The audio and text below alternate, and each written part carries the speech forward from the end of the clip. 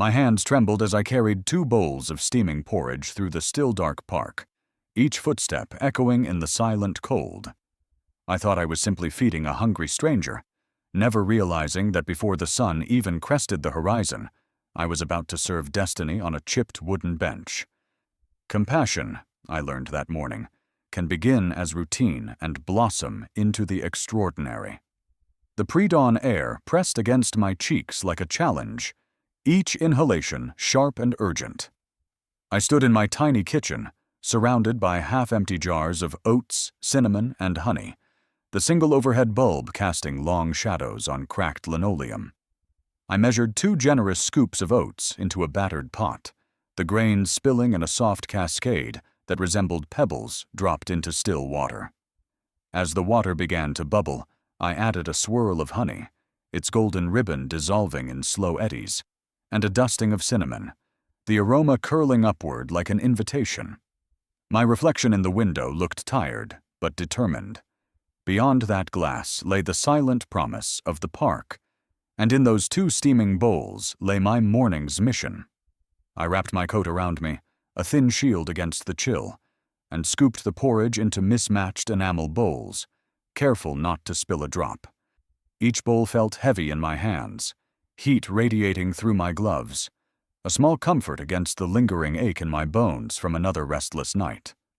I tucked spoons into napkins and slipped both bowls into a canvas tote, its straps cutting into my shoulder as I braced myself to step outside. The front door's click reverberated down the empty hallway, and I paused to center my breath before diving into the silent world beyond. The streetlights had not yet surrendered their glow when I reached the park's wrought iron gates. My boots crunched on frost-hardened grass that glistened like scattered diamonds beneath the pale lamps. The granite path sloped toward a lone bench cradled by the skeletal arms of an old oak tree. In the distance, the city's hum was a muted sigh, subdued by the hour. I set the tote on the bench's worn wood, its surface carved with initials dating back decades, and lifted the bowls out one by one, steam curled in ethereal plumes, dissipating into the cold morning as though secrecy was in our blood. He was already there, though his form seemed more a shadow than a man, coat threadbare, hat pulled low, shoulders stooped against the cold. Yet when I laid the first bowl before him, the steam flickered in the lamplight, illuminating his profile. He glanced up, eyes dark pools reflecting both hunger and caution. For a heartbeat, the world held its breath, and I saw the faint quiver of surprise on his lips. Then he reached forward with steady hands that trembled only slightly, cupping the bowl as though it were the rarest treasure. His first spoonful was tentative. A soft exhale marked the transition from curiosity to relief. "Thank you," he murmured, voice pitched low but resonant, wrapping around my heart like a lifeline. In those early mornings, our exchange existed in a delicate groove of silence and subtle gestures. I had never asked his name, and he had never offered it. Our ritual thrived on anonymity. I learned to anticipate his arrival, a shape at the edge of my vision as the last street lamps flickered out, the crunch of frost signaling his approach. By dawn 3, he began to speak in half-whispers, notes of small talk about the weather, about how the oats tasted better with a dash of nutmeg, about the comfort found in routine. In turn, I listened, offering nods and brief smiles, cherishing the quiet communion where nothing more needed to be said than what a steaming bowl could convey. Day after day, I arrived earlier, propelled by a growing sense of purpose that outpaced the sun. I experimented with tiny variations, fresh berries one morning, a swirl of maple syrup the next, a sprinkle of toasted almonds for crunch. His nods of approval became the currency of my joy, each slight upturn of his mouth a testament to the power of simple care. He began to sit straighter, chest expanding, where once he had hunched against the cold. I noticed the frayed edges of his gloves mended with thread, the faint sheen of gratitude in his dark eyes. And in his quiet presence, I found my own fears loosening their grip, fears of failure, of obscurity, of kindness unreturned. The bench itself became a stage for transformation. Under its familiar wood, seeds of trust took root. Other early risers began to pause, a jogger casting a curious glance, a dog walker offering a respectful nod, a commuter lingering longer than necessary. My solitary mission had rippled outward, awakening small gestures of community around us. Sometimes a second bowl would vanish while I retrieved spoons, and I would return to find only an empty spot. A silent thank you passed along in the flicker of dawn. Compassion, it seemed, was contagious. A single act of giving sparked a chain reaction that warmed more than bodies. By the fifth morning, the air crackled with anticipation. I carried the bowls as always, but found my steps lighter, heart thudding with unspoken questions. He arrived on time, sliding onto the bench with measured grace, spoon poised over the steaming porridge. Our eyes met in a moment of clarity that transcended the mist. He paused, breath catching, and set the spoon aside. The hush between us deepened, charged with unsaid truths waiting to be unearthed. He spoke two words I had never expected, but had unconsciously yearned to hear. "Thank you, Sarah." The name rolled from his lips with soft reverence, carrying weight I could barely comprehend. In that instant, steam swirled around us like a cloak, revealing not two strangers sharing a meal, but two souls entwined by compassion's fragile thread. My breath caught as delight and disbelief warred within me. The simple ritual I had so carefully maintained had blossomed into an encounter brimming with significance. The world beyond the oak's branches faded, leaving only the pulsing truth that a bowl of porridge could become the catalyst for a story neither of us could yet begin to fathom. As the first rays of sunlight split the horizon, he reached into his coat pocket and produced a small, unmarked envelope, sealed with crimson wax, placing it gently in my hands. His voice softened as he said, "Open this when the day truly begins, and you'll understand why your kindness matters more than you know." My pulse thundered as I examined the envelope's weight and texture, every fiber of anticipation humming in the dawn air. In that charged moment, I realized our daily ritual was only the preface to a life-changing chapter, one bound in wax and waiting to be revealed. My name, uttered by a stranger, felt like a spark thrown onto dry tinder, igniting a blaze of questions I couldn't smother. His gaze held mine with a curious intensity beneath the flicker of the lone street lamp, each shadow dancing across his features like a silent confession. Why did he know my name? And why did his delivery carry such weight, as if every syllable unlocked a hidden door in my heart?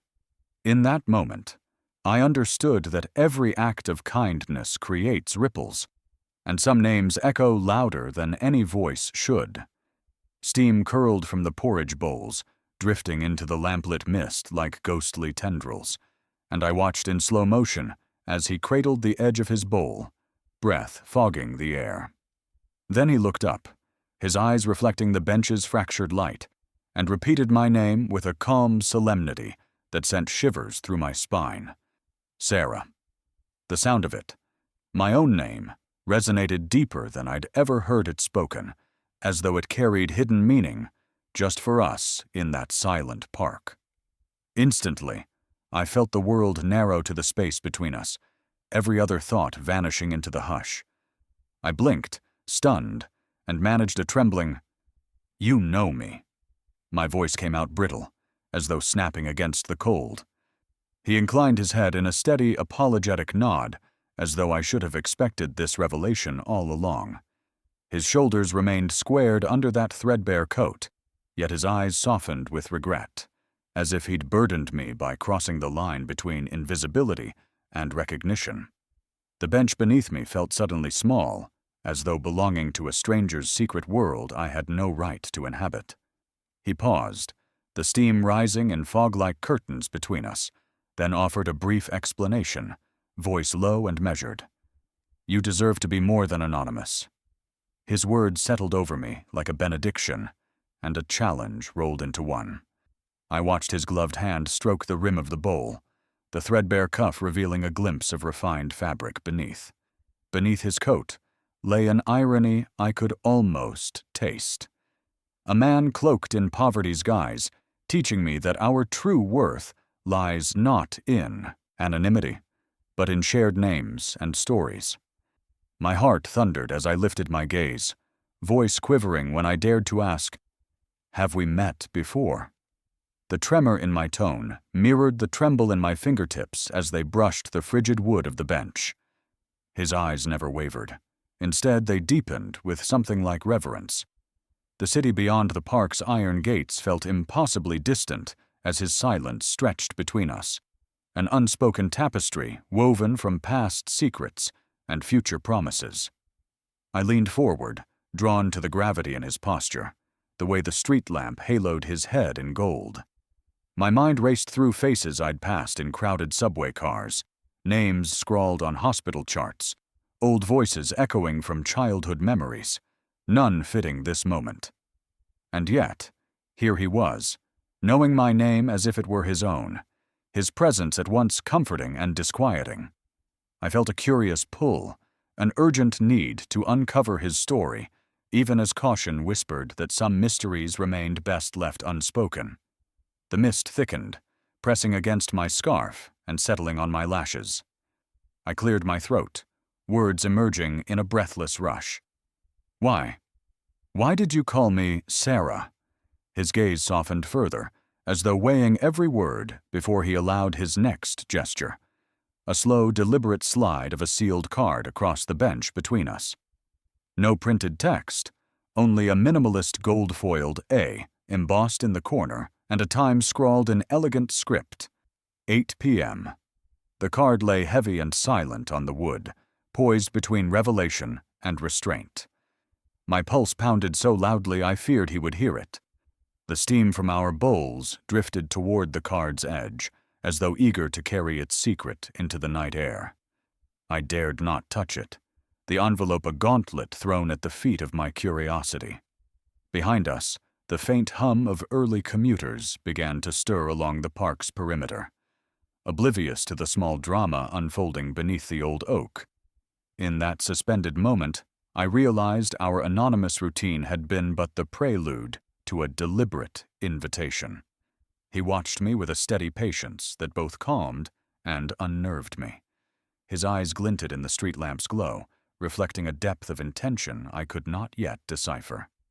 We sat in that charged silence, the world narrowed to 2 bowls of porridge, 1 sealed card, and the fragile connection that tethered us together. I sensed that accepting this card would pull me deeper into his story, one he had shielded from view until now, revealing only my name to beckon me forward. With deliberate calm, he stood and offered me one final glance. "Read it when the city sleeps, and you'll understand why I needed your kindness." The hush of the park deepened as he vanished into the mist, leaving me clutching the card and the promise it bore. My fingers trembled as I slipped it into my coat pocket, heart racing at the thought of what waited inside. In that moment, I realized our simple dawn ritual had become a doorway to a life neither of us could yet imagine, one I could no longer resist stepping through. An unmarked card resting on a cold, empty bench. No greeting, no sender, only the silent promise of a secret waiting to unfurl. Its weight pressed into my palm felt heavier than paper. It hummed with equal measures of possibility and peril. My fingers trembled as I traced the single gold-foiled initial embossed in the corner, as if decoding a hidden map to an unknown world. In that charged moment, I understood that sometimes the bravest choice we make is simply showing up and daring to learn what lies beyond anonymity. The park had transformed from a place of quiet solace into a stage set for revelation. When I stepped through the ornate wrought iron gate, the late evening sky was the color of bruised lavender, and the lampposts flickered on in a lonely procession. I hugged my coat tighter, the collar brushing my jaw as I navigated the winding path lined with oaks whose leaves whispered in the chill wind. Beneath me, The gravel crunched, echoing through the emptiness like distant applause. Despite the park's usual bustle at dawn, tonight it lay hushed. Only the card waited, perched on the familiar bench beneath its arc of golden light. I approached the bench slowly, cautious of every shadow. The envelope lay there, its thick ivory stalk gleaming softly against the aged wood, trimmed with a filigree of gold that caught the lamp's glow in tiny, radiant arcs. It looked almost regal, as though slipped from a secret courier service rather than left in a public park. I knelt, the hem of my coat brushing damp leaves, and lifted the card with reverence. Its surface was cool, pristine. No creases, no fingerprints, only the raised letter A, styled in elegant serif font and burnished gold. The envelope seemed to pulse under my touch, as if alive with intent. A storm of thoughts raged within me. Part of me shouted to retreat, to abandon curiosity and preserve the sanctuary of my routine anonymity. What if I was walking into a trap, or into burdens I wasn't prepared to carry? Another voice, steadier and more insistent, urged me onward. This was my chance to step beyond the margins of my small life, to discover a story that matched the courage I had offered each dawn. My pulse pounded as I weighed fear against fascination, safety against the promise of meaning. Finally, I slid the envelope into my inner coat pocket, breath hitching as I committed to unraveling the mystery. Determined, I made sure to arrive early. 20 minutes before the appointed hour, the park lay in near-complete darkness, save for the lampposts' lonely glow. I found the bench, its slats worn smooth by countless passers-by, and sat at its edge, feet scraping the gravel as I tried to still the tremors in my hands. My breath came in white clouds, the cold amplifying every thought in my mind. What did he want? Who was he? Why had he reached out to me in this clandestine manner? Each question resonated like a bell, tolling in the hush, marking the moments until twilight yielded to dark. Tick-tock echoed in my ears as I watched swirling mists drift through the oak branches overhead. The park bench felt both steadfast and alien beneath me, its familiar grain rendered mysterious by the envelope's presence. I listened for any sign of life beyond the distant hum of a traffic light, rustling leaves, a stray dog's bark, the whisper of passing jogger feet, but heard only my own heartbeats. Night insects chirped in the undergrowth, their steady rhythm underscoring my isolation. The envelope rested just out of sight against my hip, a silent tether binding me to this place. Then, rippling across the silence, came the sound I had anticipated and dreaded in equal measure. Deliberate footsteps on the granite path. The cadence was measured, certain, neither hesitant nor hurried. My chest tightened as I rose, every nerve alight. Through the dim pool of lamplight, a figure emerged from the shadows, coat collar turned up against the cold, hat pulled low over his brow. His stride was calm, assured, no trace of the shuffling that had marked our first dawn meeting. I swallowed, trying to steady my racing pulse as he approached. He halted a foot beyond the bench, and for a moment we simply regarded each other in the lamplit haze. The air between us seemed to pulse, thick with expectation. The envelope's weight shifted in my pocket, as though nudging me forward. He removed his hat, an unconscious act of respect, and offered a small, apologetic smile that softened the contours of his face. Despite the sheen of frost on his shoulders, his presence radiated warmth, a magnetic pull that drew me from caution into connection. Without a word, he reached into his own coat and produced an identical envelope, ivory stock, gold trim, the same solitary initial. He slid it across the space between us, and I felt the lamplight glint off its edges as it came to rest at my feet. Then, at last, he spoke in a voice low and steady. "You found my card. Thank you for coming." His words floated on the night air, mingling with the rustling leaves like a whispered benediction. Gratitude warmed me from the inside out, banishing the last tendrils of fear that lingered at the edges of my mind. He gestured to the bench, and I sat, the envelope now clasped in both hands. In that moment, I realized the invitation was not merely to a place or time, but to a story shared in halves until then, my dawn ritual, his unseen gratitude. The envelope had bridged our separate worlds, summoning me into a narrative neither of us could navigate alone. My breath slowed as the hush reclaimed the park, leaving only the soft echo of his words and the golden promise sealed within those folded edges. He leaned in, voice softened by the night's hush. "Read it when you get home. Everything you need to know is inside." The lamp flickered once, as if punctuating his words, then settled into steady glow. My heart hammered as I tucked both envelopes into my pocket, breath misting in the silent air. And as he melted back into the shadows, I knew that dawn's next light would find me transformed by the secrets waiting to be revealed. Under the lone street lamp's halo, I saw the stranger shed his ragged guise and step into a new identity. His threadbare coat vanished, replaced by tailoring so immaculate it seemed sculpted for him alone. What began as simple gratitude revealed itself as something richer, deeper, and infinitely more compelling. In that lamplit hush, I understood that kindness can bridge worlds both humble and grand, if only we dare to look beyond first impressions. The moment he stepped into the pool of street lamp light, the hunched shoulders and tattered fabric I knew melted away. Instead, an overcoat of deep charcoal wool fell in perfect lines from his shoulders, its lapels crisp, its seams impeccable. The coat's collar framed his jaw with a quiet elegance that spoke of bespoke craftsmanship rather than hand-me-down cast-offs. Beneath it, tailored trousers tapered just so, pressing the crease of fine trousers crisp as if ironed by moonlight. The transformation was so complete, I blinked twice, questioning whether the man before me had the same breathless vulnerability I'd fed at dawn.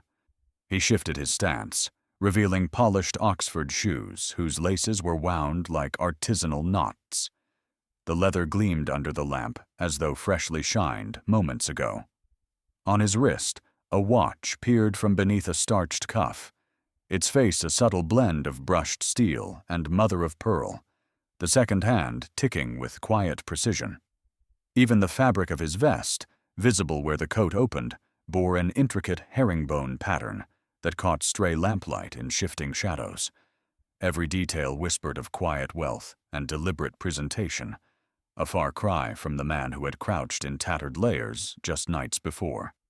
His eyes met mine, steady, apologetic, and he offered a small, rueful smile.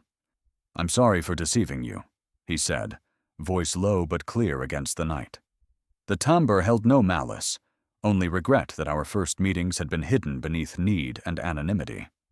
"I never meant to mislead you," he continued, glancing down at his own immaculate attire before returning his gaze to me. The apology hung between us like fragile glass, as though acknowledging the gulf between our worlds, even as it bridged it. I swallowed hard, mind racing to reconcile the graceful stranger before me with the hungry man I'd known at dawn.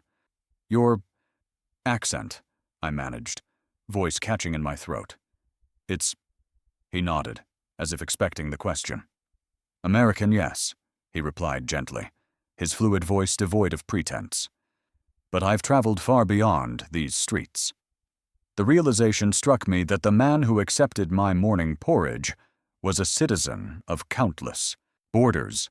His gratitude, it seemed, was not just for a bowl of oats, but for recognition of his humanity in a world that often judged him by appearances. Silence reigned, broken only by the lamp-post's gentle hum and the distant rumble of a passing car. In that hush, we stood suspended between two versions of the same person, one clothed in need, the other in quiet dignity. I felt the weight of our shared ritual, my daily act of kindness and his unspoken trust, coalesce into something profound. The street lamp's light pooled around us in a private spotlight, spotlighting the subtle exchange of respect passing between two unlikely allies. No bowl of porridge sat between us now. Instead, a deeper understanding hung in the air, palpable as the autumn chill. Beneath the street lamp, I realized how fragile and powerful compassion can be. A simple act, feeding a hungry stranger, had summoned him into this circle of light, urging him to shed disguise and claim his story. In turn, his revelation offered me a mirror to my own preconceptions, urging me to look beyond surface scarcity to the richness that lay beneath. That bench, once an impersonal meeting place, had become the crucible where humility and refinement collided, each forging the other in a shared act of grace. He reached inside his overcoat, producing a pair of leather gloves, soft and supple, yet unwrinkled by wear, and offered them to me. "It's colder than I first realized." The gesture was incongruous, yet tender, a reversal of the donor-recipient roles I'd come to accept. I hesitated, then accepted the gloves, sliding them onto my hands as though stepping into a new identity of my own. His eyes lingered on mine as he adjusted the cuff of my coat, a silent acknowledgement that vulnerability flows both ways when kindness is shared. For a heartbeat, we stood locked in silence, hands warmed by leather and lamplight, eyes searching each other's faces for unspoken truths.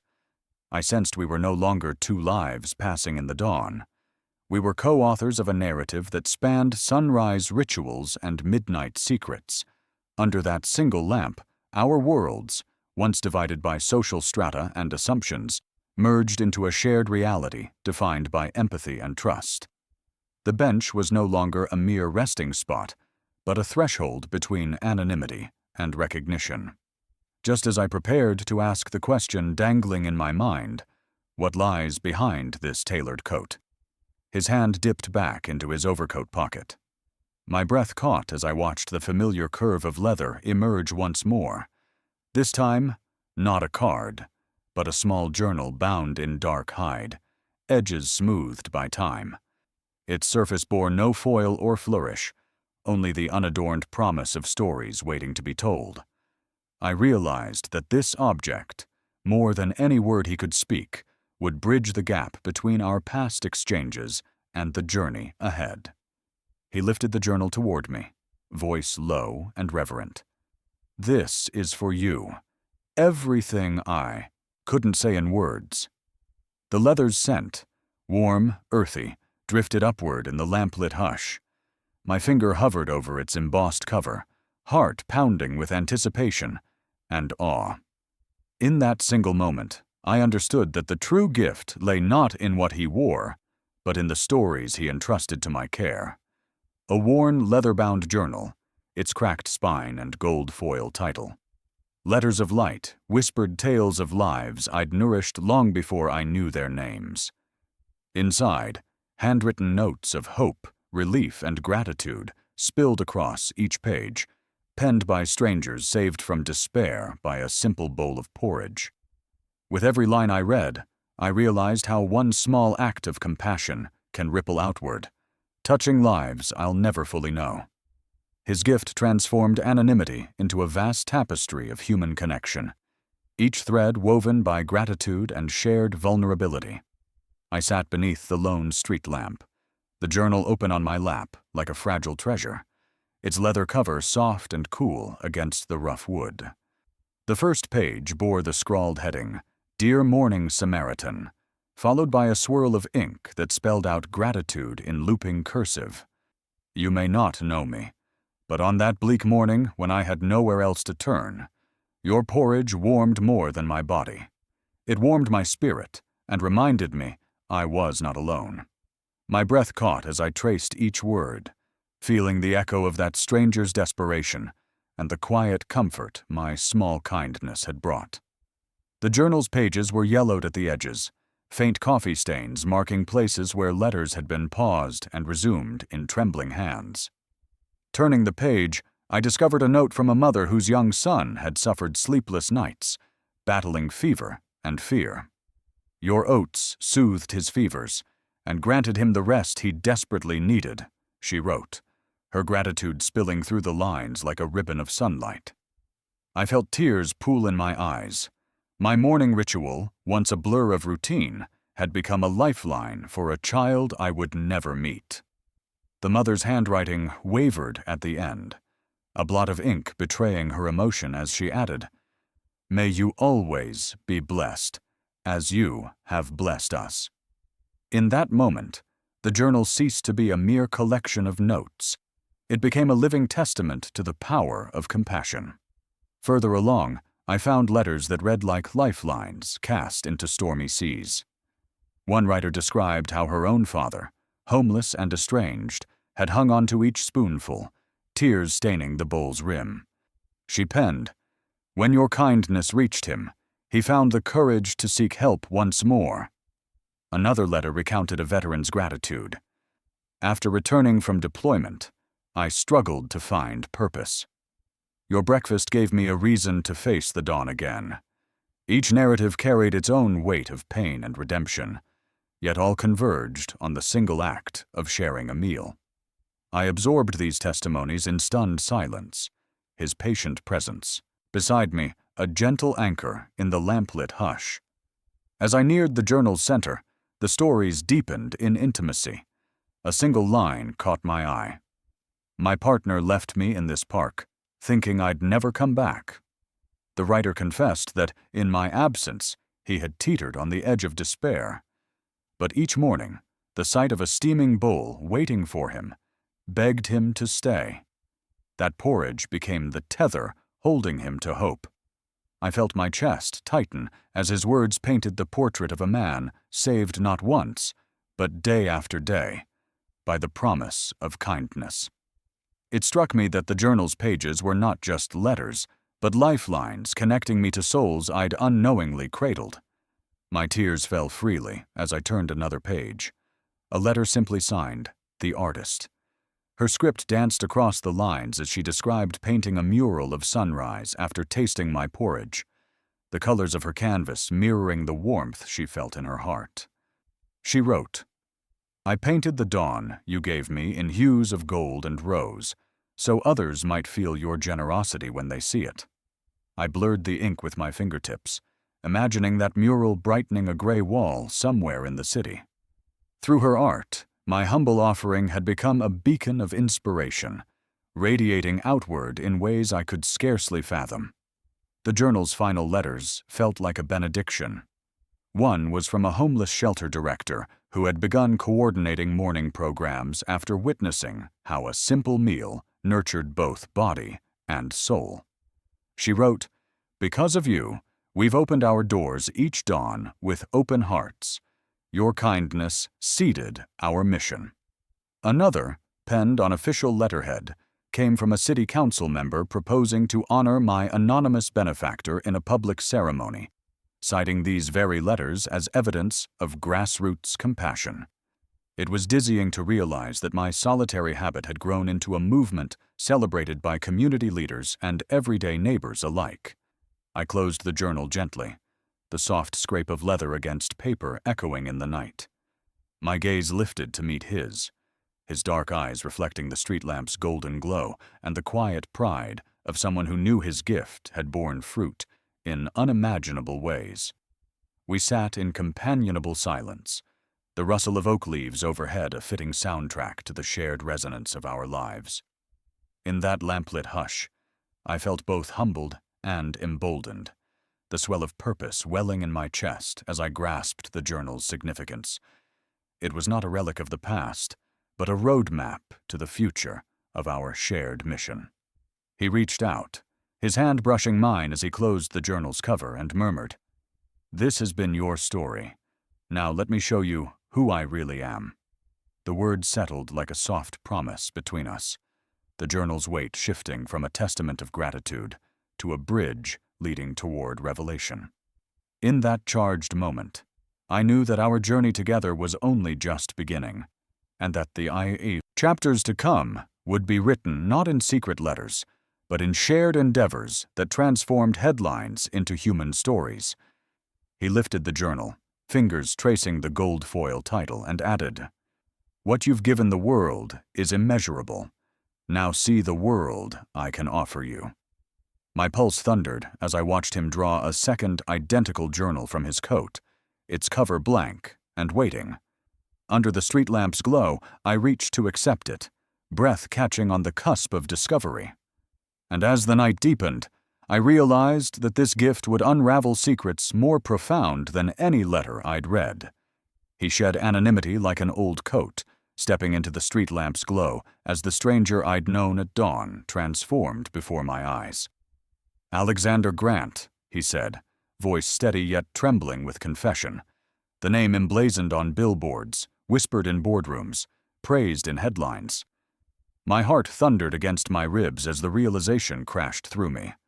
I had been feeding the most powerful man in the city. In that moment, I understood what I had always believed, even when the world told me otherwise. Dignity has no price tag. He unbuttoned the charcoal gray overcoat he had worn over perfect tailoring, letting it fall to reveal a sports jacket and designer tie beneath, each fold and seam speaking of a life lived in executive suites rather than park benches. The man who had crouched in tattered layers to accept my morning porridge was gone, replaced by Alexander Grant, billionaire CEO, philanthropic pioneer, a name that carried the weight of skyscrapers and the hush of corporate reverence. He folded his coat with deliberate care and draped it over the bench beside him, as though relegating his disguise to the past. His confession came in a single, resonant phrase: "I'm Alexander Grant." My breath caught at the familiarity of the name. Grant Industries, Grant Foundation, Grant Hall at the university. Each syllable a testament to generational wealth and influence. I struggled to match the image in my mind of the polished philanthropist to the hungry figure I'd greeted at dawn. Yet here he stood, eyes sincere beneath the street lamp's halo, vulnerability edged with relief at revealing himself. His steady confession painted a portrait of a man tired of pretense, longing to be seen not as a CEO's avatar, but as a fellow human being in need of kindness.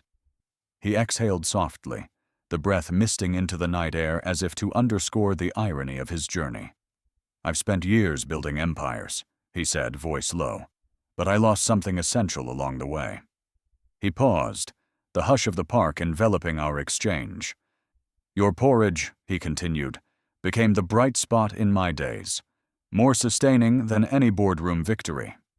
The irony hit me like lightning. A titan accustomed to wielding vast resources had found solace not in accolades or audits, but in my humble bowls of oats and honey. Compassion, unadorned and sincere, had resurrected his spirit in ways his fortune never could. His recounting of that transformation unfolded in soft revelations. He spoke of late nights in glass towers, the city lights twinkling like stars beyond his office window, while his heart shrank under the weight of expectation and isolation. The philanthropic deals he brokered had once felt like lifelines, until they began to feel hollow, a transaction rather than a connection. "I realized I was feeding programs, not people," he admitted, a tremor in his voice betraying the gravity of his epiphany. "And when I tasted your porridge, I tasted genuine care." I remembered what it felt like to be human again. He described how he had slipped into the park one dawn, coat and polished shoes concealed beneath a borrowed overcoat, seeking an escape from the persona that had come to define him. The concrete bench became a confessional, each spoonful a confession of his longing for authenticity. I wanted to disappear beneath the tattered layers and be known only as the man who needed breakfast, he said, eyes tracing the journal of gratitude still open in my lap. But then I met you. A hush fell as he admitted his truth, the park settling into sacred silence around us. For a moment, I could have been alone, save for the rustling leaves overhead and the echo of distant traffic.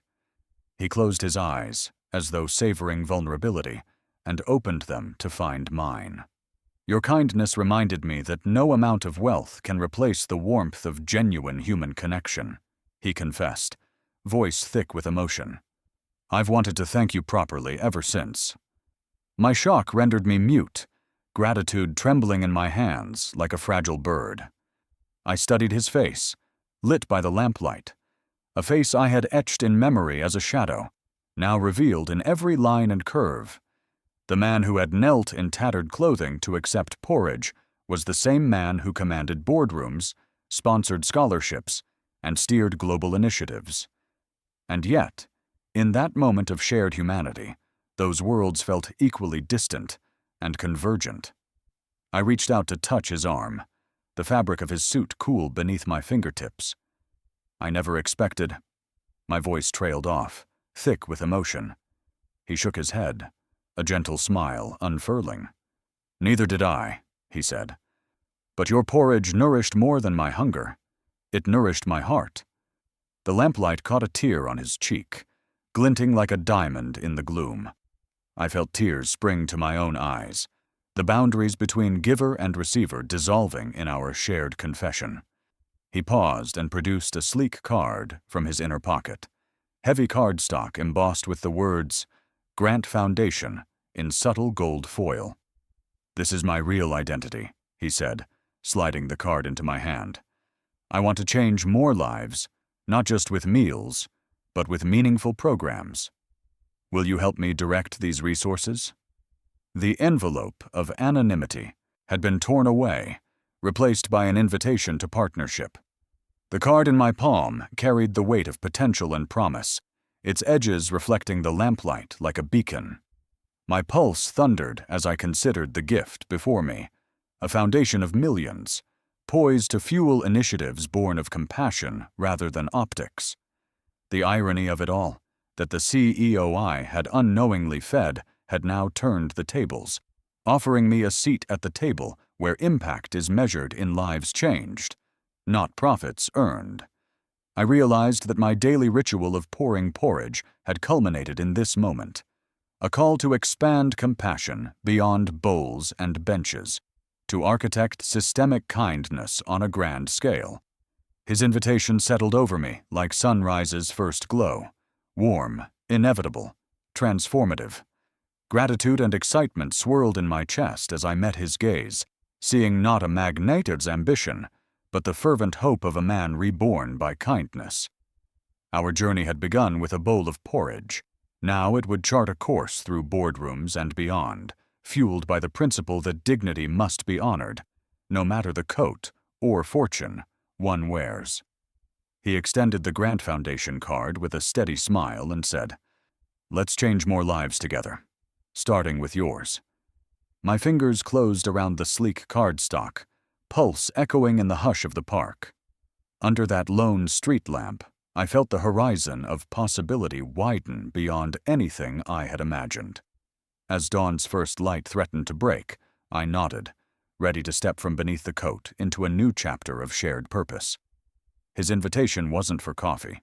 It was for partnership. He wasn't offering a seat at a cafe table, but at his table of influence, where resources meet real change. Could I, a morning volunteer armed only with a spoon, truly help shape the giving of a vast empire? In that moment, I realized service can open doors to unimaginable influence. I followed him through the mirrored glass doors of Grant Tower, my footsteps echoing on polished marble floors that gleamed like still water.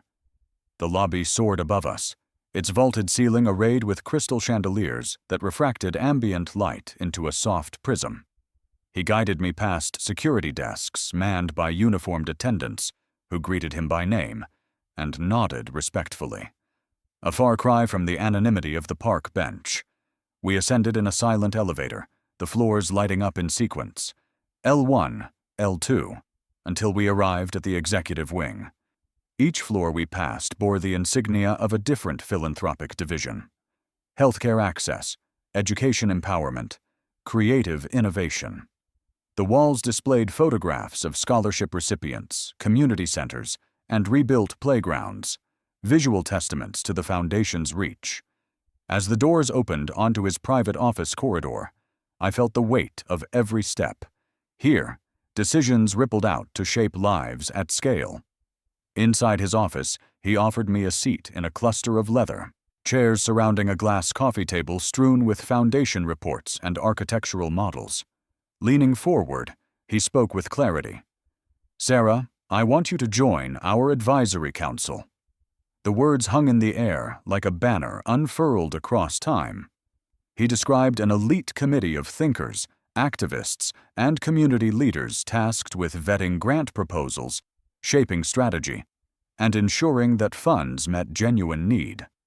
This council would advise on everything from rural healthcare clinics to mobile art caravans, initiatives his foundation had only dreamed of launching until now.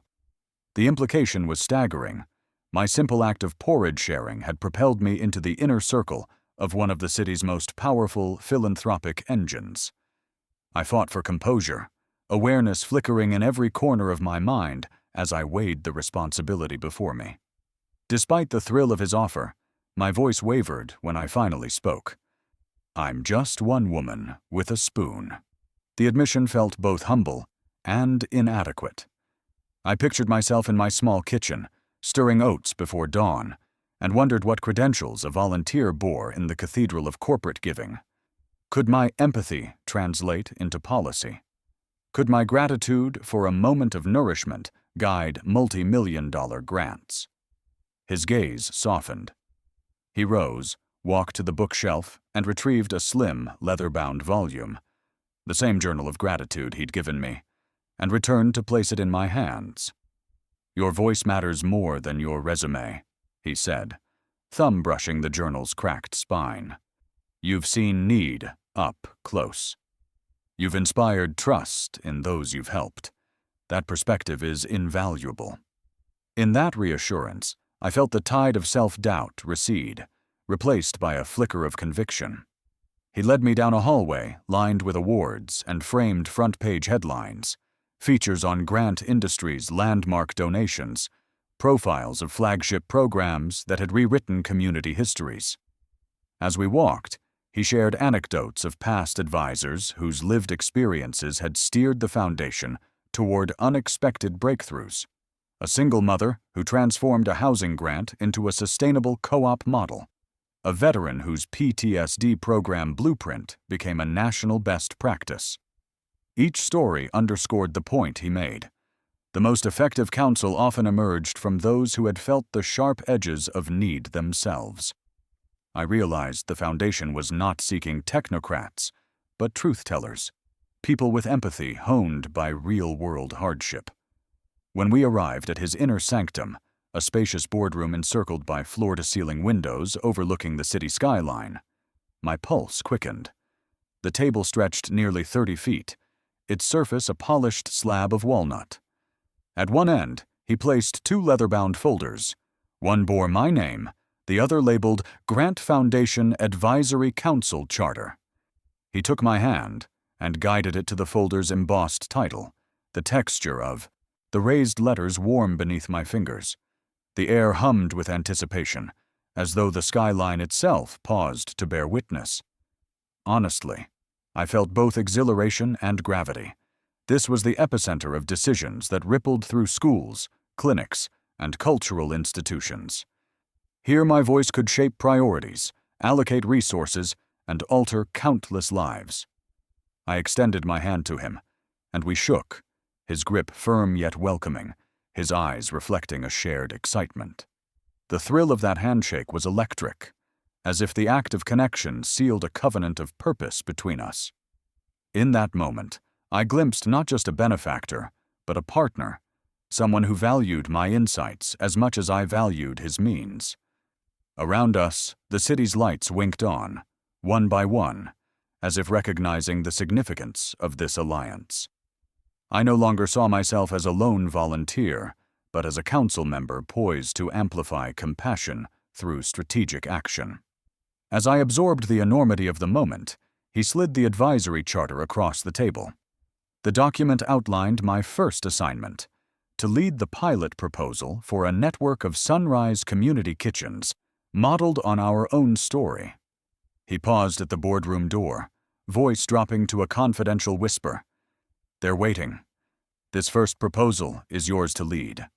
The finality of his words settled like a challenge, echoing in my mind with equal parts fear and exhilaration.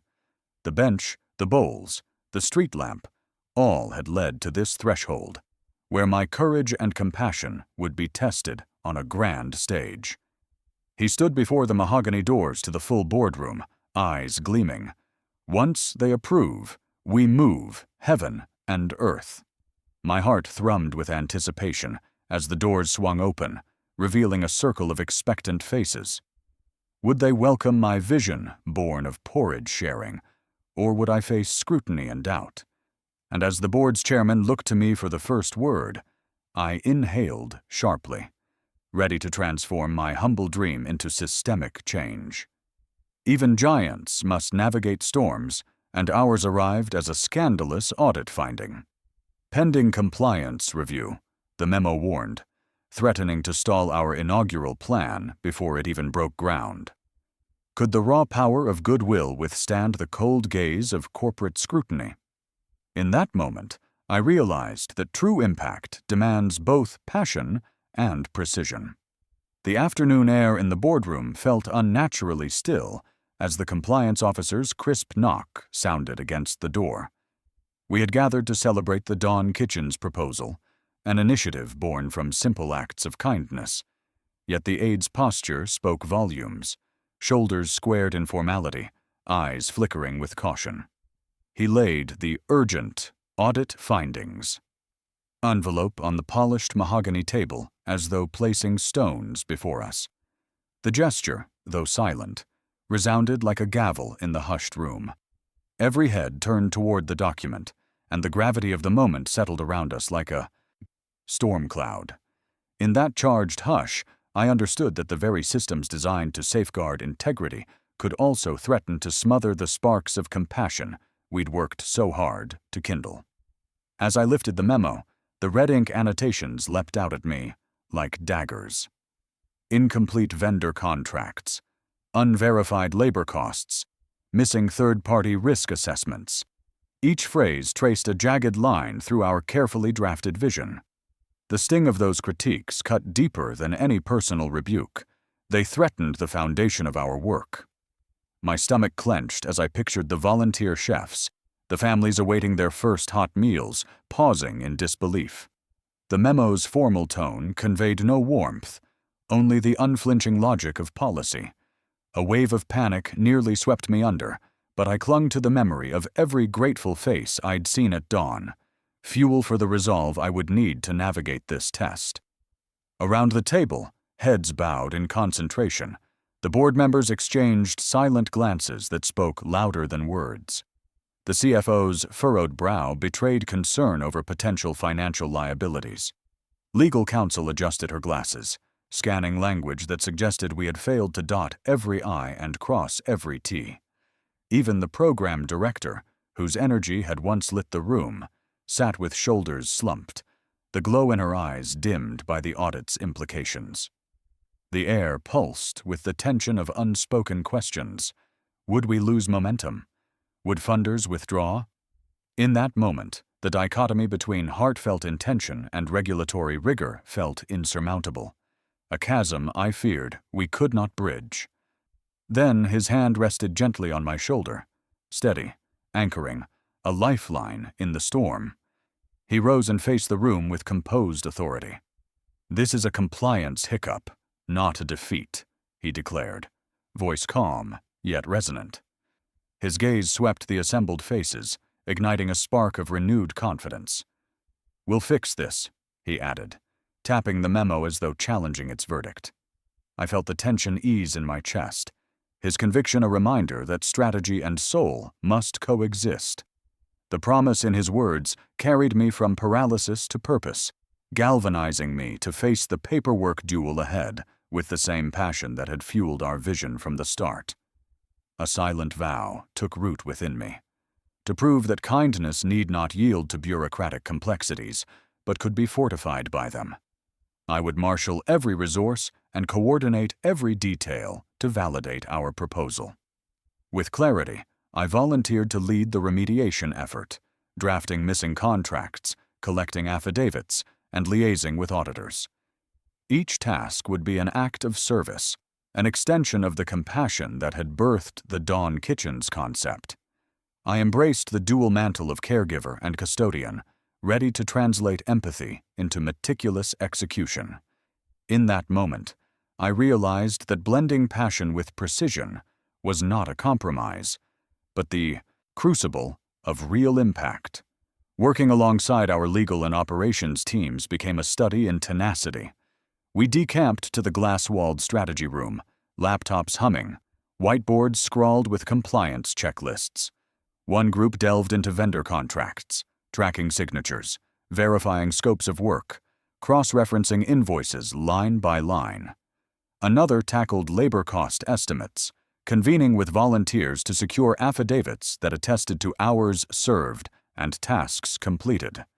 The risk management team liaised with third-party auditors, coordinating site inspections to validate safety protocols and budget forecasts. Overhead lights glowed like beacons of hope as we transformed red ink critiques into blueprints of accountability. Each completed document shimmered with a new kind of power, the power to uphold both heart and rulebook. Late into the evening, I found myself drafting the revised proposal narrative in a corner office, sleeves rolled up, coffee cooling beside me. I wove stories of community impact alongside spreadsheets detailing every cost and contingency plan. Each paragraph balanced the urgency of need with the safeguards of process, blending human testimony with financial exactitude. I imagined the hungry families whose smiles would brighten when kitchens opened, the volunteers whose dedication would be celebrated, and the board members whose scrutiny would be assuaged. The laborious work, once daunting, became a sacred calling, a chance to honor both our mission and the responsibility entrusted to us. Returning to the boardroom the next morning felt like stepping into a courtroom of progress. I carried thick binders bulging with audited budgets, vendor contracts, risk assessments, and letters of support from community partners. Each binder was a testament to our refusal to let red tape overshadow human need. As I laid them on the table, the board members' expressions shifted from guarded to intrigued. They flipped through pages of empirical data buttressed by personal narratives, quantitative numbers paired with qualitative voices. The CFO's lips curved into a genuine smile. Legal counsel's brow relaxed as she ticked off compliance checkboxes. The program director's eyes shone once more with anticipation. Our hard work had begun to dissolve the chasm between zeal and regulation. The chairman finally looked up, his voice steady with approval. This addresses all our concerns. We'll proceed to the next stage. Relief washed over me like dawn's first light after the longest night. I exhaled, feeling the collective tension of days of meticulous labor drain from my bones. Yet in that moment of triumph, I recognized that our true victory lay not in passing scrutiny, but in weaving compassion into the fabric of compliance. We had proven that acts of kindness could, and must, be fortified with structure and foresight, to endure and scale. He gathered the approved binders and placed a reassuring hand on my back, voice low, with conviction. Time to rally our team. Failure is not an option. The boardroom lights seemed to flash with renewed purpose as we rose to meet the next challenge. My heart thrummed with pride and anticipation, knowing our refined proposal would fuel every meal served, every life uplifted. As the doors closed behind us, I realized that our mission had evolved. We would prove that compassion guided by precision could surmount any obstacle and change the world in the process. In the glowing expanse of the strategy war room, dozens of screens flickered with data and hope, each pixel pulsing like a heartbeat of possibility. "This is her vision," he declared from the head of the table, his voice a rallying cry that ignited every expert in the room. I felt my own power multiply when passion discovered its allies in this collective force. In that moment, I understood what I'd long believed. Community is not just a word, it is the engine of change. The first cluster of screens displayed detailed CAD renderings of the pop-up teaching spaces, their crisp lines and color-coded zones promising creativity and connection. Architects leaned forward, styluses in hand, annotating natural light wells, flexible seating arrangements, and modular art stations that could be reconfigured on a whim. One senior architect, The woman who had once designed global museums suggested relocating a wall segment by 2 feet to capture more morning light for watercolor workshops. Another engineer recalibrated support beams to accommodate interactive media installations. Each adjustment was met with nods and on-the-fly cost estimates, the numbers recalculating instantly on adjacent spreadsheets. I watched in awe as abstract concepts crystallized into tangible plans, my own sketches on napkins brought to life by their expertise. My heart swelled with pride. This was no longer my solitary dream, but a living, breathing blueprint, co-created by visionaries. At the next station, our legal team gathered around a large video wall displaying digital flowcharts of compliance steps.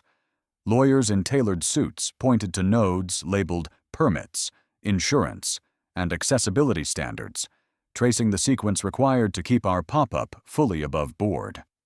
They debated whether to fast-track certain municipal approvals or engage city council members directly to expedite the process. One attorney called up case files from previous community projects, overlaying learned lessons onto our timeline. Another drafted email templates to city planners, ensuring each request adhered to bureaucratic etiquette while conveying the project's community impact. The urgency was palpable. Their meticulous mapping of regulatory hurdles meant the difference between on-schedule launch and costly delays. In their focused intensity, I saw how proper structure could safeguard our compassion, embedding it in legal frameworks that would protect every volunteer and participant. Meanwhile, marketers circled a set of interactive dashboards streaming real-time analytics, social media mock-ups, engagement forecasts, and hashtag strategies ready for deployment. They sketched out a launch timeline, teaser posts this afternoon, influencer partnerships by dusk, live Q&A sessions at dawn. A social media manager manipulated a mood board for Instagram stories, bright snapshots of local artists painting storefront walls, children dipping brushes into vibrant hues, volunteers offering high fives beneath our banner.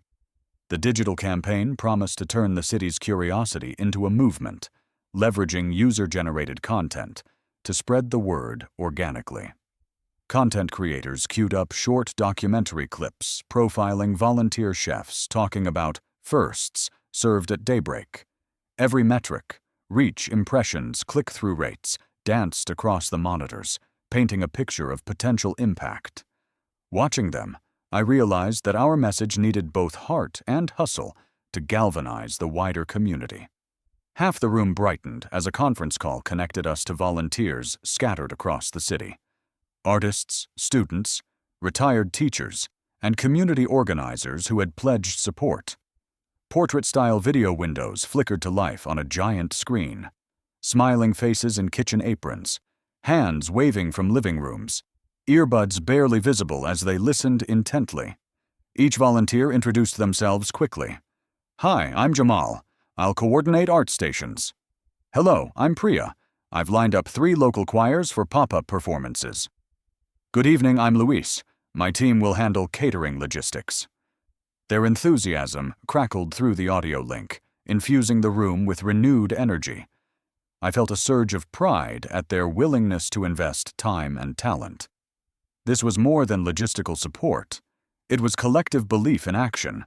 Together, we were stitching a safety net of goodwill and expertise that would cradle our project from the first paint stroke to the final ribbon cut.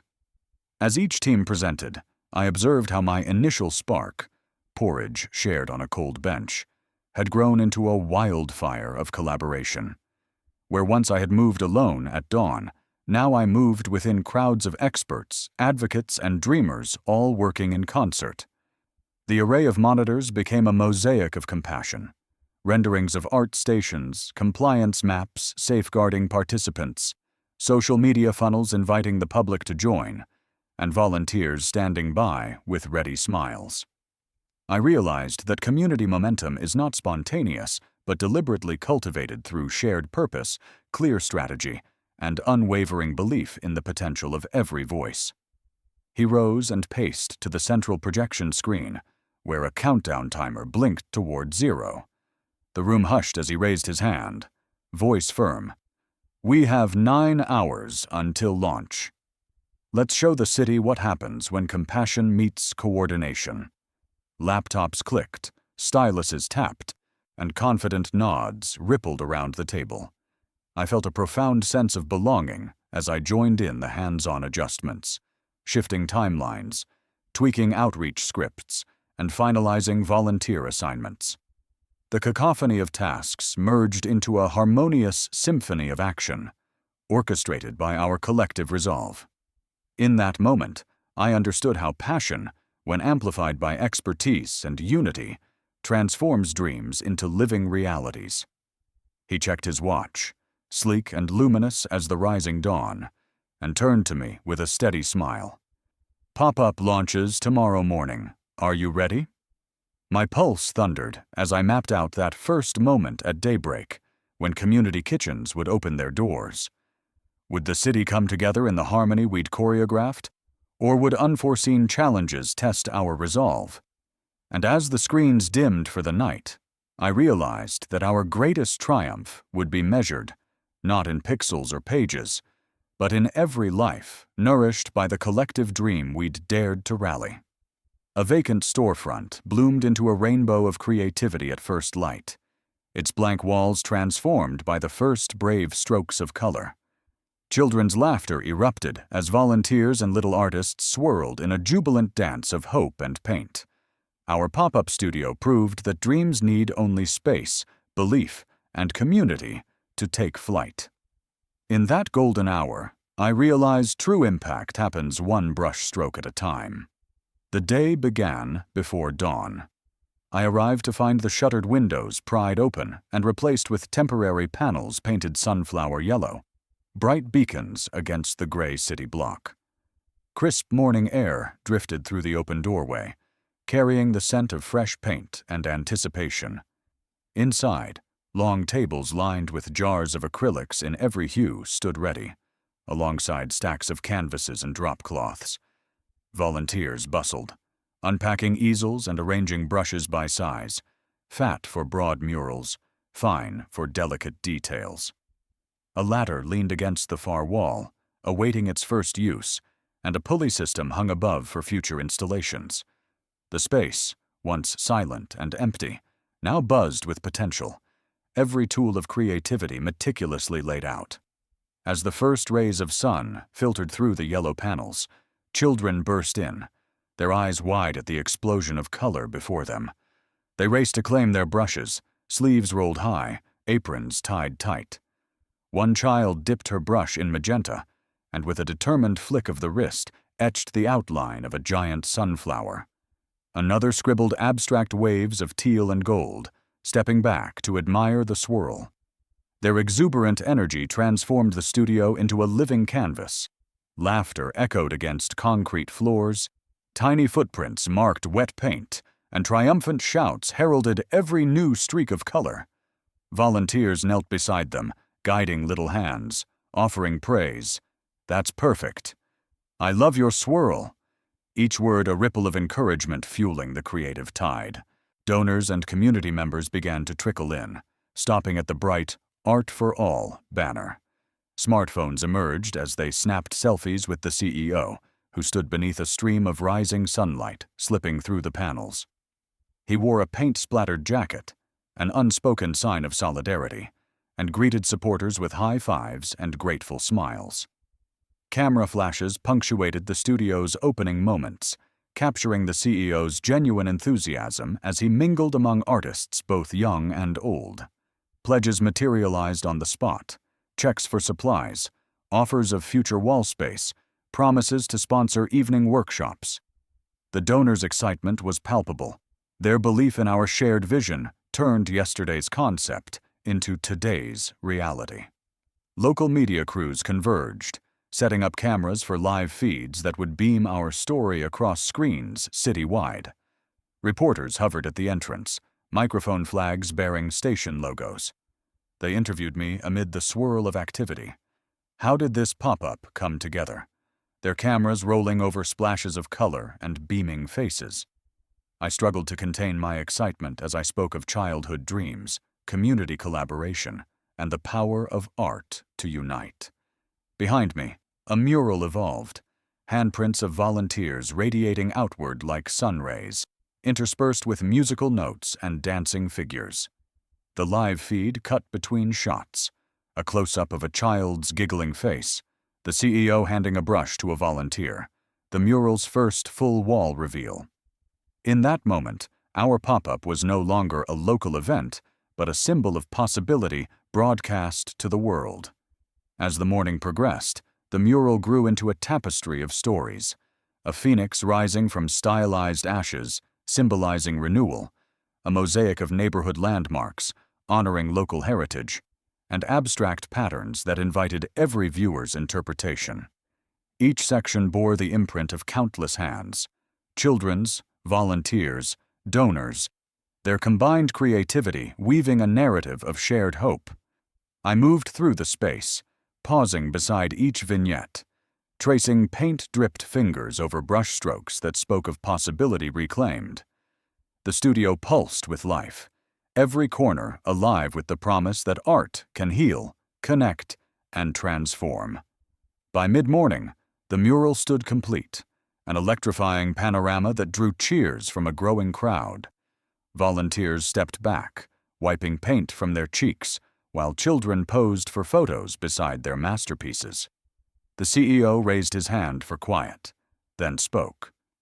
Today, we proved that transformation begins with one empty wall and a community willing to color outside the lines.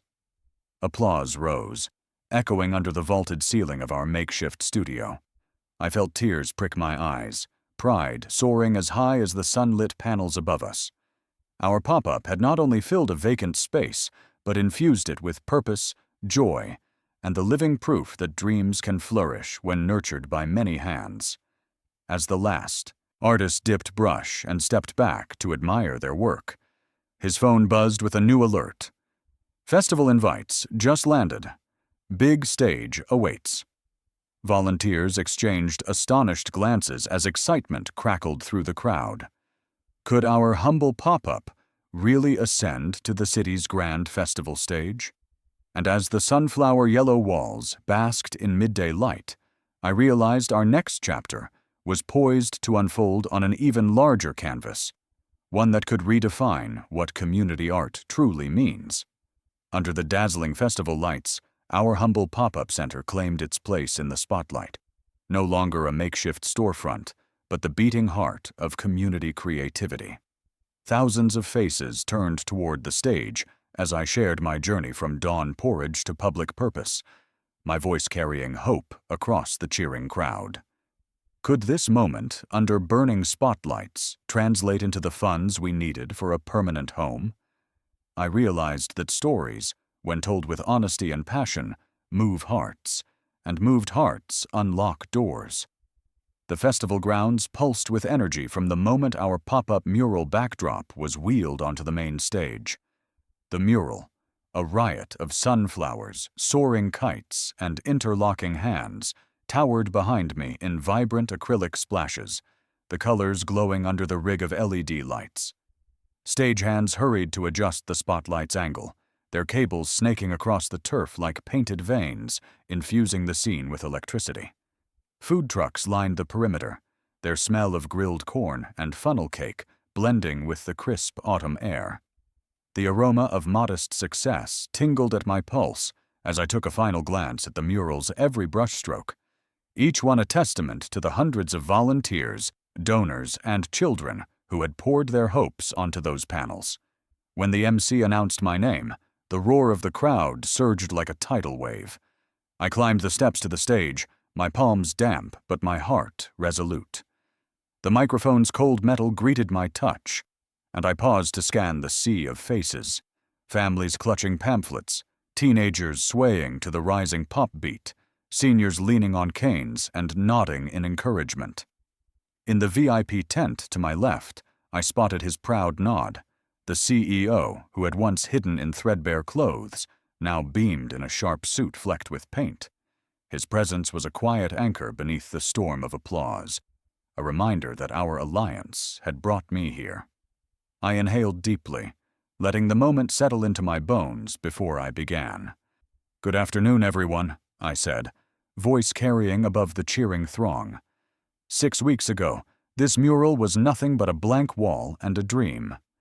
Behind me, video screens flickered to life, showing a montage of our journey. Dawn streets with steaming bowls of porridge, the Journal of Gratitude, its pages yellowed with stories, late-night strategy sessions, the compliance crunch, the war room brainstorming, the first pop-up's sunflower yellow panels.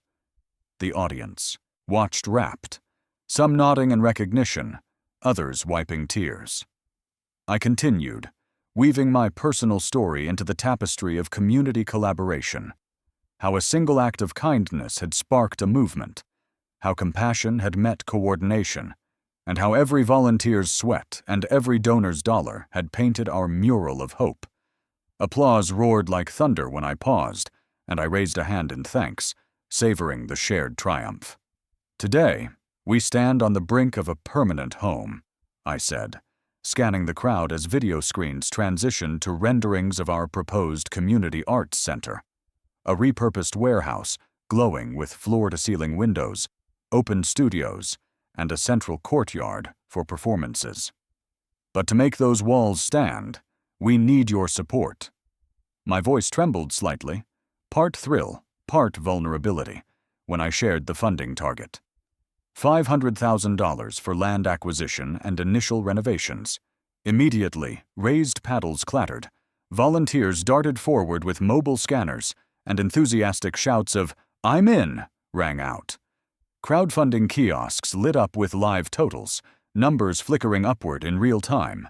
$50,000, $75,000, $100,000.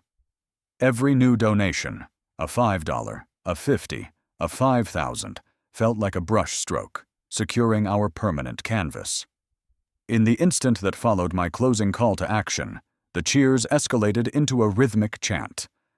Art for all. Art for all. Food vendors slowed their carts to snap photos of our mural.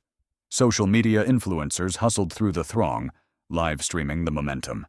Even reluctant passers-by paused, scanning QR codes affixed to large banners and making quick phone pledges.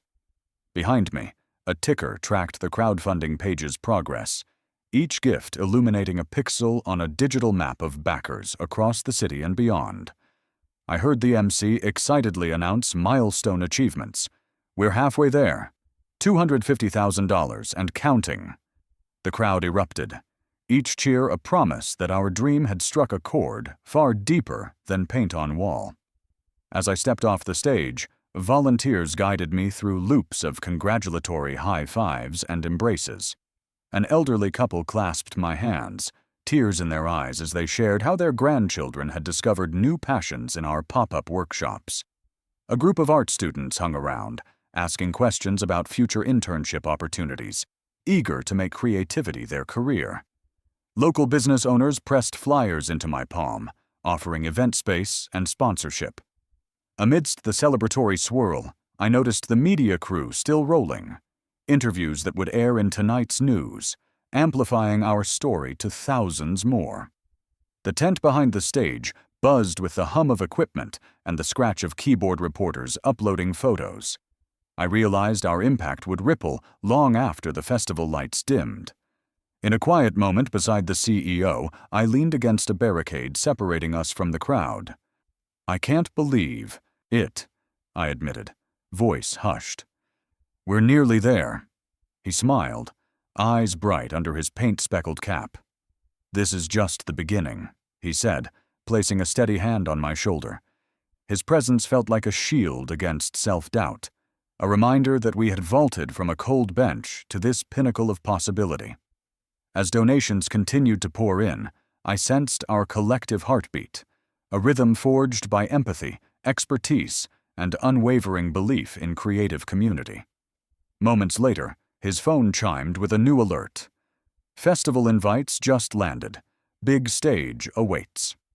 He tapped the screen, then looked at me with a mischievous grin and said, Next week, we take this story to the city's biggest arts festival. The crowd's cheers faded behind us as anticipation crackled in the air. Could we scale our pop-up dream to a grand stage? And as the mural's colors glowed one last time under fading lights, I realized our journey was only gathering brightness with chapters yet unwritten. Shovels in hand, we stood on the lot destined for new beginnings, the earth beneath us humming with possibility. Steel beams glittered like hopeful steeples against dawn's lavender sky, each reflective surface promising shelter and sanctuary. Our journey, from humble bowls of porridge shared in anonymity to citywide transformation, culminated in this groundbreaking ceremony. In that sacred moment, I realized that a single act of compassion can build legacies that outlast us all. The neighborhood had gathered in flushed anticipation as the sun's first tendrils of light painted the horizon in shades of purple and rose. I stepped onto the cleared parcel of land, once a derelict lot littered with broken glass, and felt the cool bite of morning dew beneath my boots. A semicircle of folding chairs held elders in scarves, families clutching toddler hands, and high school students bright-eyed in their Sunday best. Behind them, a line of volunteers in matching turquoise t-shirts painted the words "Future Community Center" on the temporary chain-link fence that framed our site. Their brushes moved with deliberate pride, each stroke transforming drab metal into a banner of hope. The sight made my chest swell. The same community that once paused only to accept my porridge now rallied to build a beacon for creativity, healing, and togetherness. Ahead, a long folding table displayed giant blueprints of the new center, its pages unfurled like treasure maps.